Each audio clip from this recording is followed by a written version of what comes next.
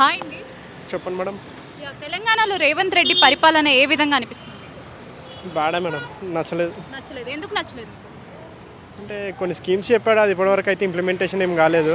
Present students ఏదో 100 డేస్లోనే స్టూడెంట్స్కి కూడా ఏదో 5 lakhs కార్డ్స్ అన్నాడు కదా, దాని గురించి ఇప్పటివరకు ఏం చెప్పలేదు. మొన్ననే యూనివర్సిటీకి వెళ్ళి వచ్చాడు, దాని గురించి కూడా ఏం టాక్ చేయలేదు అనేది నా ఒపీనియన్. That's it. అంటే ఇప్పటి వరకు ఇచ్చిన పథకాలతో సాటిస్ఫాక్షన్ లేదా మీకు? లేదు మ్యామ్. అంటే ఫ్రీ బస్ కానీ లేకపోతే రైతు భరోసా అని చెప్పేసి ఇచ్చారు కదా. No ma'am. నాకైతే అంటే బా లాభం దొరికేటోళ్ళకి దొరికింది, కానీ మనకు పర్సనల్గానే అయితే దొరకలేదు మ్యామ్. That's it. మరి మీ దృష్టిలో ఫ్రీ బస్ ఎంతవరకు కరెక్ట్ అంటారు? మంచిదే అంటారా లేకపోతే పెడితే అందరికీ పెట్టాలి కానీ ఇలా ఓన్లీ మహిళలకు మాత్రమే పెట్టడం కరెక్ట్ అనిపిస్తుందా మీకు? కరెక్ట్ ఏమీ అనిపిస్తలేదు. దాని బదులు ఒక యూస్ఫుల్ స్కీమ్ ఇంప్లిమెంటేషన్ చేస్తే బాగుంటుంది కదా.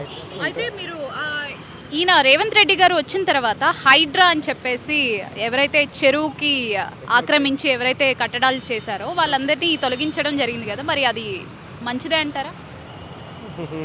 I don't know ma'am. But అంటే నా ప్రాస్పెక్టివ్స్లో అక్కడ నా ల్యాండ్ లేదు.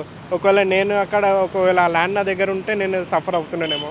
అయితే కేసీఆర్ గారితో కంపేర్ చేస్తే ఈయన అంత బెస్ట్ కాదంటున్నారు కదా మీరు. అసలు కేసీఆర్లో అంత బెస్ట్ అనిపించుకోవడానికి మీరు ఏమంటారు? Way of talking and way of development ma'am. That's it. అయితే హైదరాబాద్ని బాగా డెవలప్ చేసింది కేసీఆర్ గారు అంటారా? ఎస్.